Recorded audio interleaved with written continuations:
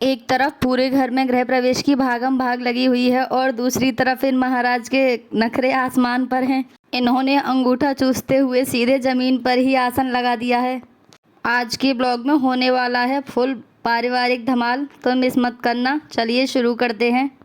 एक गठबंधन हुआ था शादी के समय और एक गठबंधन अब हो रहा है नए घर के प्रवेश के समय। मतलब भगवान इशारा कर रहे हैं कि बेटा बचकर कहाँ जाओगे, बंधन तो उम्र भर का है। अच्छा एक बात और, पीछे टंग रहे कपड़ों की तरफ मत देखना, वो सुखाने की स्पेशल जगह है। क्योंकि घर के अंदर तो धूप आती नहीं है, इसीलिए बाहर आंगन में ही रस्सी बांधकर कपड़े सुखाने के लिए डाल दिए हैं। मिस्टर एम तुलसी थामे आगे आगे चल रहे हैं और मैं उनके पीछे पीछे। इसको देखकर एक पुराना गाना याद आ गया, तू आगे आगे चल मैं पीछे पीछे आई।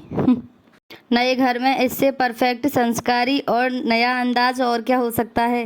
रस्म के मुताबिक गृह प्रवेश से पहले घड़ा भरना जरूरी है, इसीलिए हम आ गए हैं अब नल पर। गृह प्रवेश का काउंटडाउन शुरू। मिस्टर एम नल चला रहे हैं और मैं घड़ा भर रही हूँ। घर वालों की मौजूदगी में यह रस्में करने का अलग ही मज़ा होता है। चलिए इसी बहाने कलश भी भर गया और मिस्टर एम की थोड़ी कसरत भी हो गई, थोड़ा सा पेट भी कम हो जाएगा। चलिए घड़ा भर चुका है और अब हम उठाकर चल चुके हैं उसे पूरे परिवार के साथ अपने घर की ओर। एक तो मेरे सिर पर पहले से ही भरा हुआ घड़ा है और ऊपर से ये कीचड़। पर पतिदेव ने जब मेरी साड़ी पकड़कर थोड़ी सहायता की तो मुझे लगा कि यह गृह प्रवेश की रस्म नहीं बल्कि हमारे दोबारा शादी के फेरे चल रहे हैं। बस फ़र्क सिर्फ इतना है कि इस बार थोड़ा कीचड़ से बचकर चलना पड़ रहा है।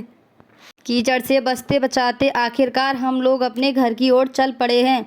और सबसे खूबसूरत बात पता है क्या है, इसमें हमारे पीछे पूरा परिवार भजन गाते हुए चल रहा है।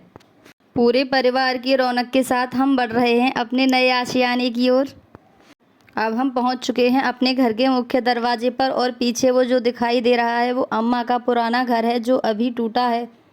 मम्मी ने दरवाजे पर स्वास्तिक बना दिया है और पीछे भजन की गूंज जारी है। और अब बारी है मुख्य गृह प्रवेश की और अब वक्त था इस मंगल कलश को स्थापित करने का।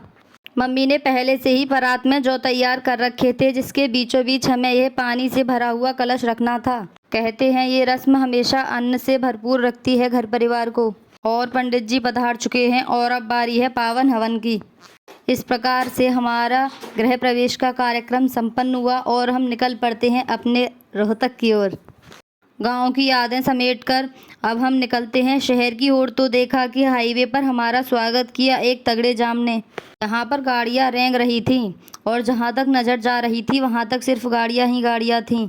लंबे सफ़र की वजह से हमारी अम्मा बहुत थक गई थीं और आप सब लोग तो जानते ही हो कि उनसे ज़्यादा देर तक बैठा नहीं जाता। ये निशांत भैया ने उनको अपनी गोद में किसी बच्चे की तरह लिटा लिया। अम्मा की नींद के बाद अब बारी थी हृदय के एक नए ड्रामे की।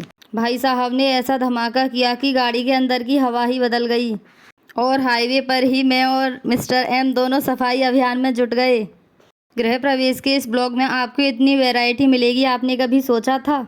और हाईवे पर पोटी कांड के बाद हृदय बाबू सो चुके हैं अब मस्त एकदम। और सोते समय तो ऐसे लगते हैं कि इनसे मासूम और कोई नहीं है इस दुनिया में। और सफ़र की थकान जब सिर चढ़कर बोली तो गाड़ी के अंदर का नज़ारा कुछ ऐसा था। और जागते जागते मिस्टर एम ने एक क्लिप रिकॉर्ड कर ली और ब्लॉगर पत्नी का काम आसान कर दिया। तो अगर आप सब लोगों को हमारा यह पार्ट अच्छा लगा हो तो लाइक कमेंट एंड शेयर ज़रूर कीजिएगा।